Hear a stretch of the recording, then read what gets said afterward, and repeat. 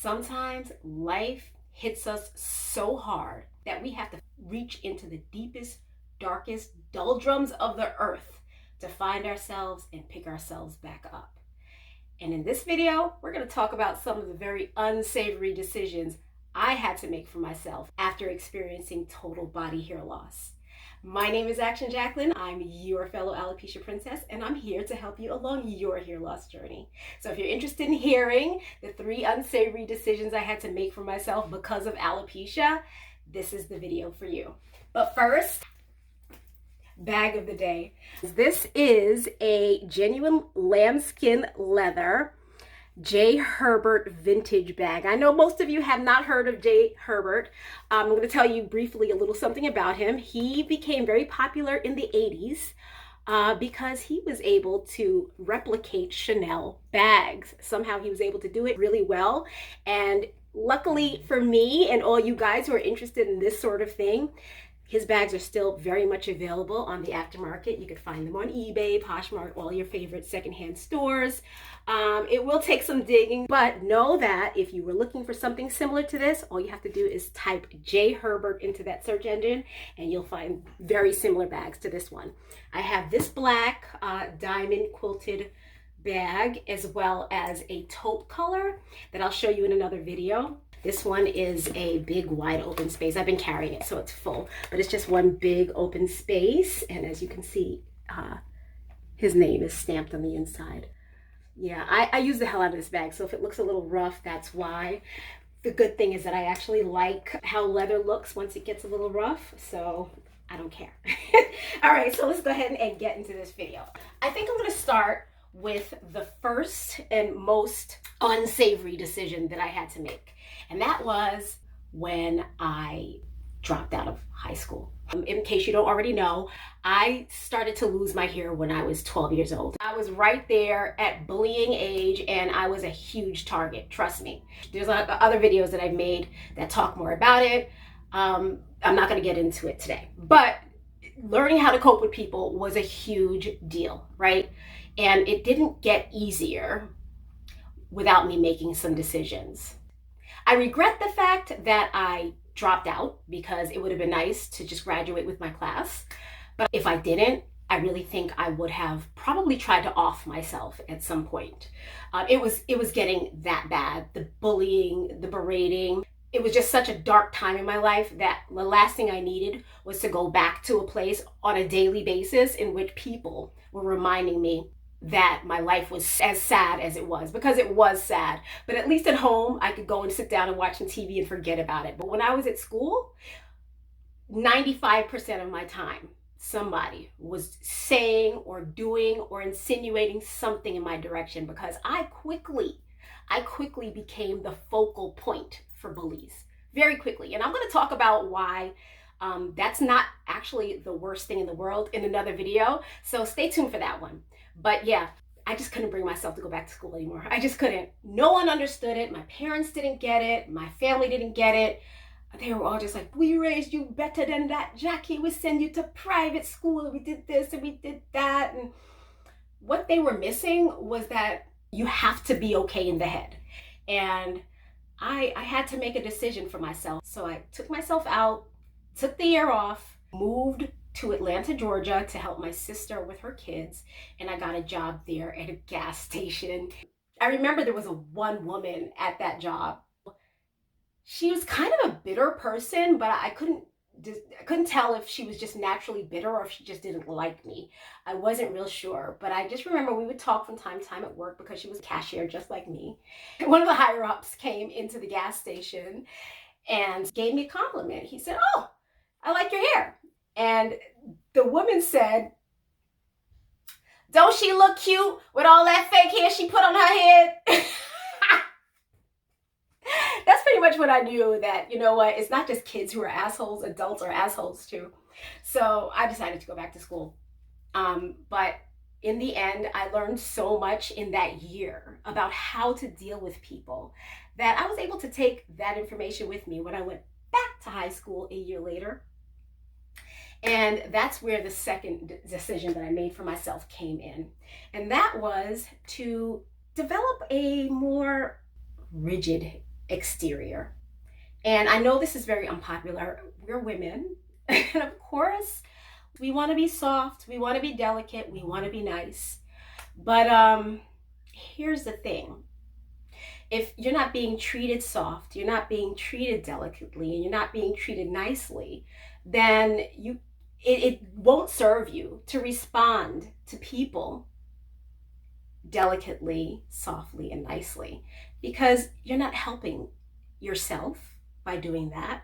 And you're also not helping the other person who's maybe not deliberately being nasty toward you. Or maybe they're being nasty without thinking they're being that nasty. And it became my job after a time to teach people that yes, you are. You're being a nasty bitch right now. And I'm going to explain to you why. So I'm going to give you an example of the first time I exercised my ability to tell somebody about themselves. One day during class in university, I was in a lab. And I don't know if you guys know this or not, but in labs, they're usually not being oversought by a professor. So it's just a bunch of basically 18-year-olds in a classroom, and they're just working on whatever projects they're working on. So there I was working on a project, and this girl said to me, "Why your forehead looks so bald?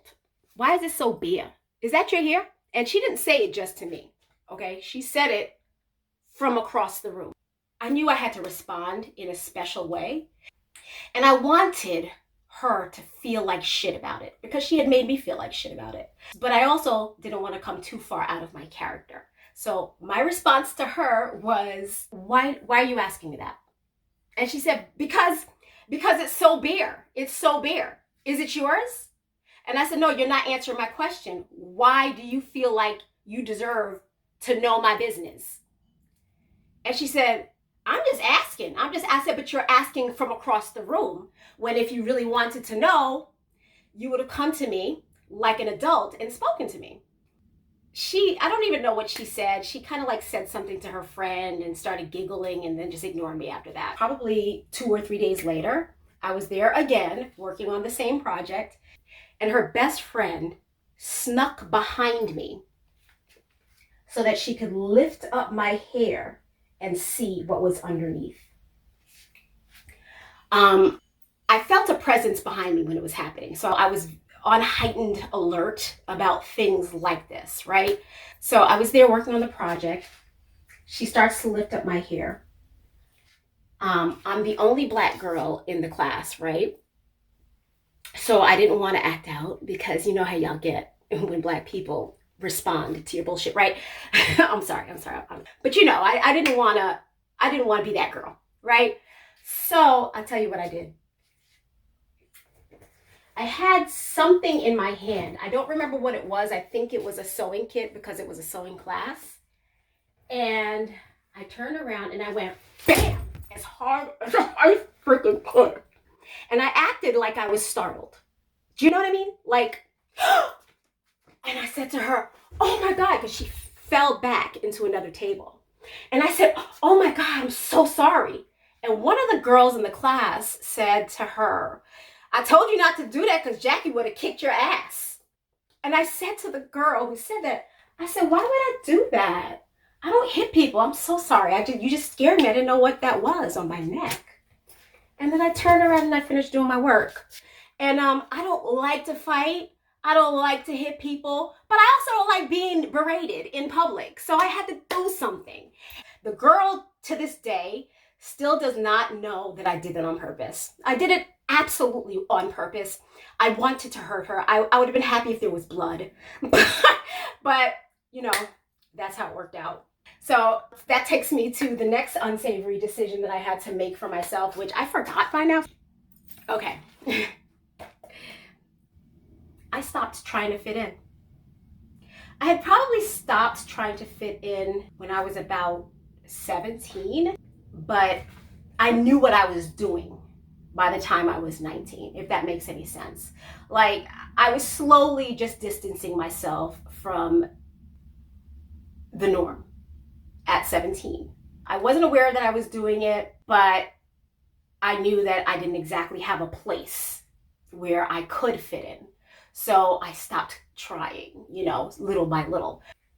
When I first started wearing wigs, and I just said this in another video, so I don't want to harp on it too much, I was trying to wear hair that looked like my peers. I was wearing shoulder length, jet black hair that did not look very good on me. It just became too much to try to keep up with that. You know what I'm saying? So I started experimenting with different colors. I would wear red hair today, jet black hair tomorrow, long hair down here today with bangs, no bangs the next day, curly, anything. I tried every hairstyle. I tried short hair. I once had this really, really nice short hairstyle that I loved. And I've been trying to find another wig like that again, but I don't know. I think my face changed a little much and the short pixie looks don't look as good on me anymore now that I'm an old lady. But back then, let me tell you, I was able to rock that short hair. Yeah, I stopped trying to fit in. I stopped trying to look like everyone else, and not just for my wigs, but also for my clothing. I noticed that a lot of times my wigs didn't really match my clothes. It didn't match what was in style at the time. The wigs often made me look older and probably of a different ethnicity, and then the clothes that were popular at that time, somehow that look didn't jive with the hair. I don't know how to explain that, but just imagine me right here with this hair trying to wear my, jeans sagging to the floor. That's how people were dressing, and I was trying to dress like that. It just didn't look right. So I found very quickly that dresses, nobody else was really wearing dresses like that. I was wearing tons of dresses. I was going for like paisley prints and florals and things like that back when everybody was in like Timberland boots, Air Jordans. Everybody was wearing like that, and I was walking around in dresses and fancy long hair. So I just stopped trying to fit in. I'm going to give you a bonus decision I had to make that is probably unpopular, and that is going public with my hair loss. People already knew, like a large majority of people already knew I had a wig. So me pretending I wasn't wearing one was just a guise. You know what I mean? It was just a silly guise, and nobody really believed me. So it was just silly of me to do it. And I had to come up with all these stories all the time. It was just so goofy. So eventually people would ask me, is that your hair? And I'd just be like, if they asked me politely enough, I'd be like, no. And then I eventually created this channel because I find that it makes my life so much better just to talk about it. Like, why am I here pretending I'm something I'm not? I'm here pretending that I have hair when I know I don't have hair. You know what I mean? And not just that, but my hair choices, the wigs that I choose for myself, they're actually usually much prettier than the average girl's hair. I'm gonna go ahead and say it. So when I'm walking around in these beautiful wigs, people tend to hyper focus on the hair. They want to know all the time, is it yours? Did you color it? What did you do? It's like, it's such a big deal. The hair is such a big deal that it's really hard to not talk about it. It's always on women's minds. They really like to hyper focus on hair. So the idea of pretending I wasn't wearing a wig became less and less reasonable, if that makes any sense to you. Anyway, guys, I hope you enjoyed this video. I did want to talk about that because I want you to know that if you have to make decisions for yourself that are unpopular, you think long and hard before you do it, and make sure that you have an end game, like a real plan. I didn't have a plan for myself when I dropped out of high school. I'm very, very thankful that I got that job at the gas station, because if I had gotten a better job, I probably would not have gone back, or maybe I would not have gone back as quickly. I don't know, but I'm thankful that I took that job, and I'm so glad actually that I developed a thicker skin and a harder exterior, because I don't want people messing with me, and I don't want them messing with you either. So comment below if you have stories that you want to add to this, because I'd love to hear them. Talk soon. Peace.